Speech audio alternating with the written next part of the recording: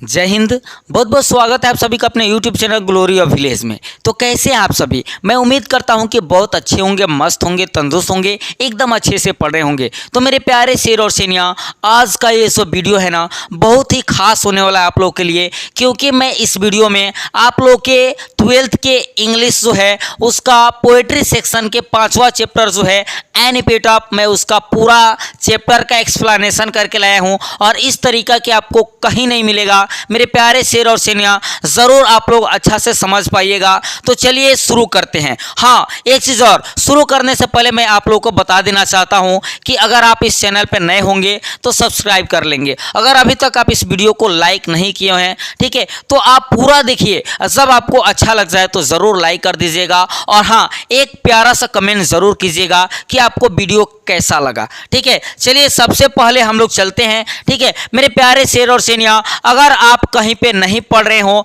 या फिर कहीं पे पढ़ रहे हो और आपको पीडीएफ यानी कि नोट्स की आवश्यकता है ना जी, हिंदी और अंग्रेजी की अगर नोट्स चाहिए आप लोग को, कोई दिक्कत नहीं है मेरे प्यारे शेर शेनिया। आपको ऑब्जेक्टिव और सब्जेक्टिव दोनों मिल जाएगा और साथ ही साथ गेस क्वेश्चन भी मिलेगा मात्र 299 में। तो मेरे प्यारे शेर और शेनिया, आप लोग एकदम कोई बेहिचक आप कोर्स को परचेज कर सकते हैं, पीडीएफ परचेज कर सकते हैं, कोई दिक्कत नहीं है। आप कहीं ऑफलाइन में पढ़ रहे हो तो 2-3 हज़ार, मतलब कि अंग्रेजी के लिए 3,000-3,500 तो ज़रूर देते होंगे, तो कोई दिक्कत नहीं। हम वो सारा चीज़ आपको मात्र 300 रुपया में करके रख दिए हैं। तो मेरे प्यारे शेर और शेनिया, ज़रूर मैं आप लोग जाके देखिएगा वीडियो में, और बहुत ही ऐसा वीडियो है जिसमें नोट्स दिखाया गया है शॉर्ट वीडियो में, और बच्चे लोग जो लिए हैं वो भी दिखाए हैं, तो आप लोग देख सकते हैं। चलिए आगे हम लोग बढ़ते हैं मेरे प्यारे शेर और शेनिया। ठीक है, अगर आपको नोट्स परचेज करना हो तो इस नंबर पे आप पेमेंट कर सकते हैं। ठीक है, पेमेंट करके आप व्हाट्सएप ग्रुप में जुड़ सकते हैं। ठीक है, इस नंबर पे आप पेमेंट करके व्हाट्सएप ग्रुप में जुड़ सकते हैं और ग्रुप के जरिए आपको पीडीएफ पूरा मिल जाएगा। ठीक है, तो चलिए मेरे प्यारे शेर और शेनिया, हम लोग आगे बढ़ते हैं और ये जो हमारा चैप्टर है एनिपेट ऑफ, उसके कवि के बारे में जानते हैं। तो सबसे पहले हम लोग क्या जानेंगे जी? सबसे पहले हम लोग कवि के बारे में जानेंगे। कवि का नाम क्या है जी? तो वाल्टर डी ला मेयर। ठीक है, एनिपेट ऑफ जो चैप्टर है उसके कवि का क्या नाम है जी? Walter de la Mare. देखिए, इस चैप्टर से आप लोग को 3 क्वेश्चन पूछा जाता है। कई बार तो 3, कभी 2, कभी 1, मतलब कि 2-3 क्वेश्चन हमेशा पूछा गया है। तो मेरे प्यारे शेर और शेनिया, आप लोगों को अच्छा से समझने की जरूरत है। इनका जन्म कब हुआ था जी? तो इनका जन्म 1873 में ना जी, किस जगह पे हुआ था जी? तो केंट, इंग्लैंड के केंट में इनका जन्म हुआ था। ठीक है, और देखते हैं आगे इनका निधन कब हुआ था मेरे प्यारे शेर और शेनिया? तो इनका निधन 1956 में हुआ था। किनका निधन जी? तो वाल्टर डी ला मेयर का निधन कब हुआ था जी? तो 1956 में हुआ था। उसके बाद चलते हैं हम लोग फेमस फॉर यानी कि प्रसिद्धि का मिले किस चीज से जी? तो देखिए, राइटिंग्स फॉर चिल्ड्रेन। देखिए, ये बच्चों के लिए मतलब कि लिखा करते थे। सबसे पहले ये क्या करते थे जी? बच्चों के लिए लिखा करते थे। इनको अवार्ड भी मिला था। ठीक है, ऑर्डर ऑफ मेरिट। ठीक है, बाई यानी कि किन के द्वारा दिया गया था जी? तो क्वीन एलिजाबेथन दू, यानी कि रानी एलिजाबेथन जो द्वितीय थी उनके द्वारा दिया गया था। इन यानी कि वो कब दिया गया था जी? ये जो अवार्ड दिया गया था वाल्टर डी ला मेयर को, वो कब दिया गया था? तो 1953 में उनको क्या दिया गया था जी? अवार्ड दिया गया था। वो किन के द्वारा अवार्ड दिया गया था? तो एलिजाबेथन द्वितीय के द्वारा दिया गया था। ठीक है, एलिजाबेथन द्वितीय के द्वारा दिया गया था। चलिए आगे बढ़ते हैं, यही है हम लोग के वाल्टर डी ला मेयर। ठीक है, आगे बढ़ते हैं मेरे प्यारे शेर और शेनिया। पहले तो हम लोग कवि के बारे में जान लेते हैं। ठीक है, उसके बाद हम लोग कविता के बारे में जानेंगे।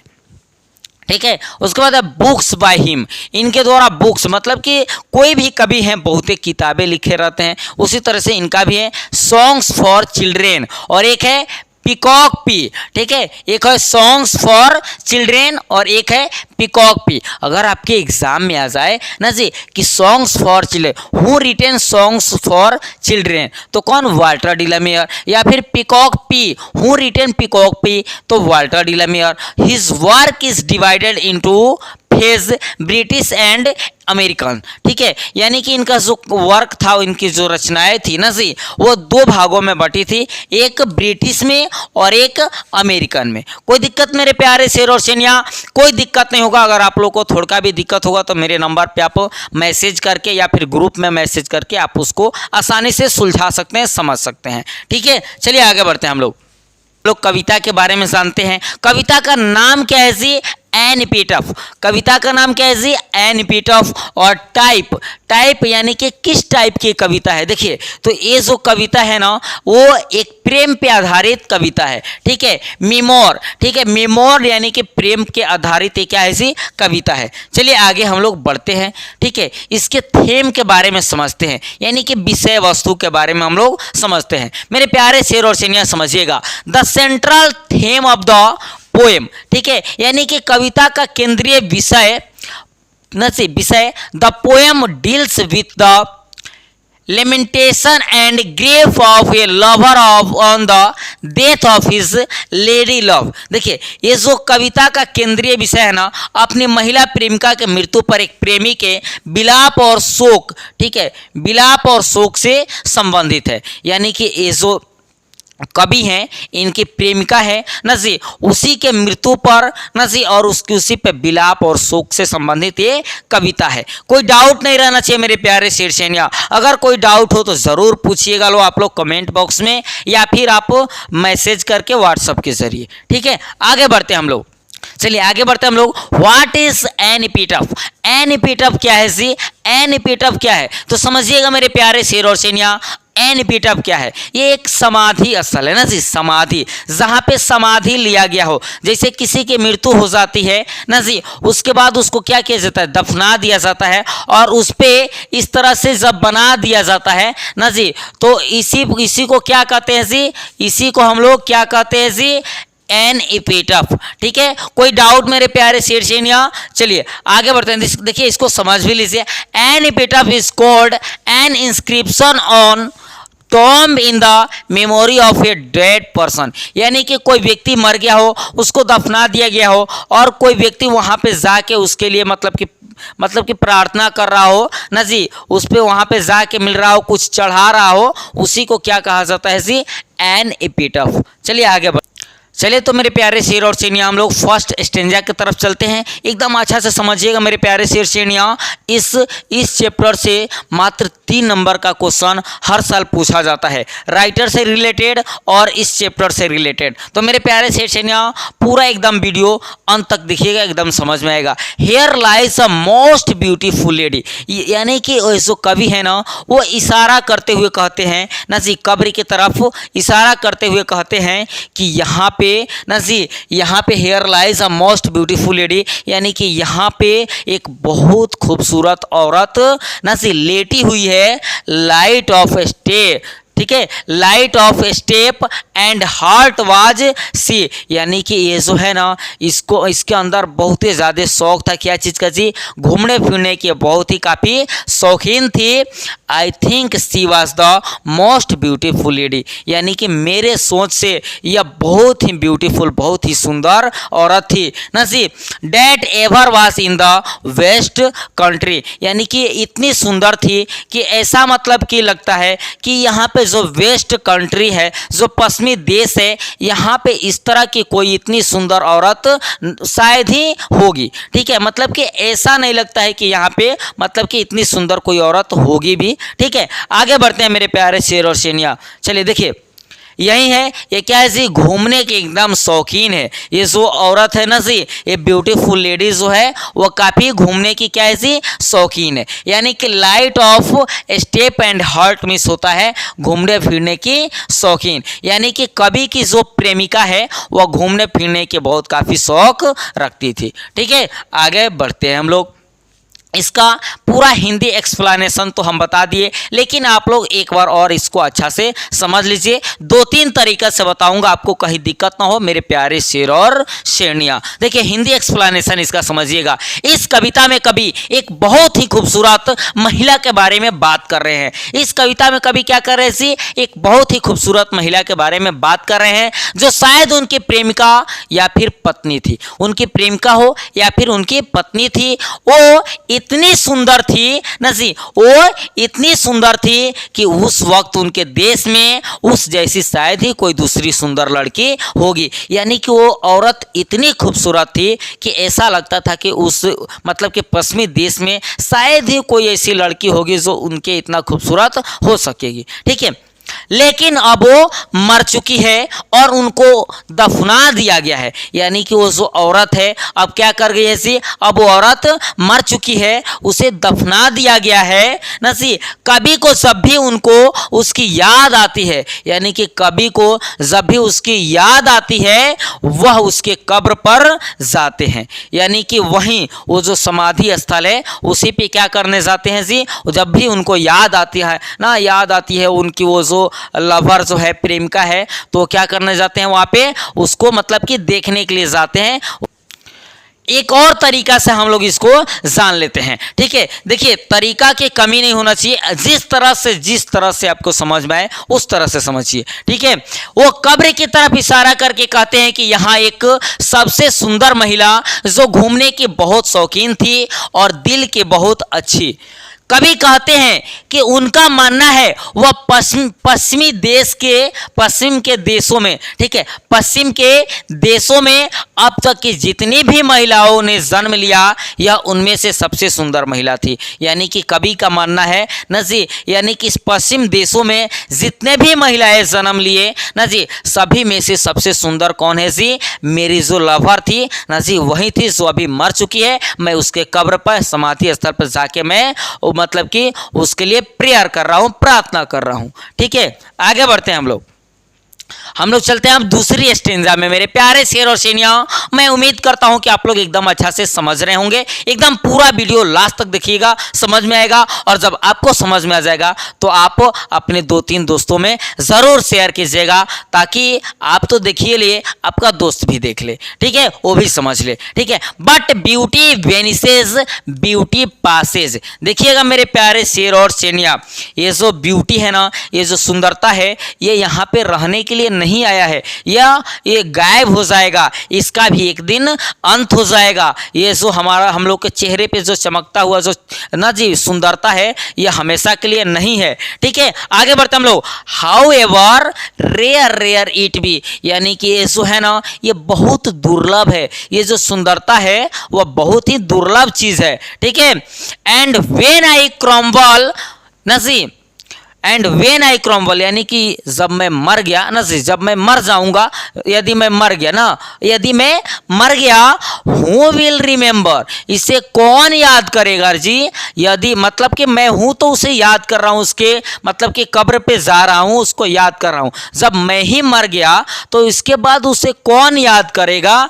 This lady for west country, यानी कि इस पश्चिम देशों में मैं मर गया तो इस पश्चिमी देशों में इसे कौन याद करेगा। चलिए आगे बढ़ते हैं हम लोग, इसको मतलब कि आसानी से एक एक्सप्लेनेशन के जरिए हम लोग समझेंगे। ठीक है, वेनिस मिस होता है ना जी, गायब होना। ठीक है, वेनिस का शाब्दिक अर्थ क्या होता है जी, गायब होना। ठीक है, एक उम्र गुजरने के बाद खूबसूरती भी क्या हो जाती है जी, ढल जाती है। यानी कि कवि का कहना है कि जब एक उम्र हो जाता है तो क्या होती है, खूबसूरती भी ढल जाती है। देखिए यहाँ पे कितना एकदम ग्लो है, थोड़ा सा कम हुआ, यहाँ पे झुर्रियाँ आने लगी ना जी। तो कहने का मतलब है जैसे जैसे हम लोग का उम्र ढलेगा वैसे वैसे हमारी सुंदरता भी क्या हो जाएगी जी, ढल जाएगी। उसके बाद आगे बढ़ते हम लोग क्रम्बल, यानी कि इसका शाब्दिक अर्थ होता है टुकड़े टुकड़े होना। लेकिन यहाँ पर कवि का कहना है मरने के लिए। यहाँ कवि का अर्थ क्या होता है जी? मरने के लिए। यानी कि जब कवि सब मर जाएंगे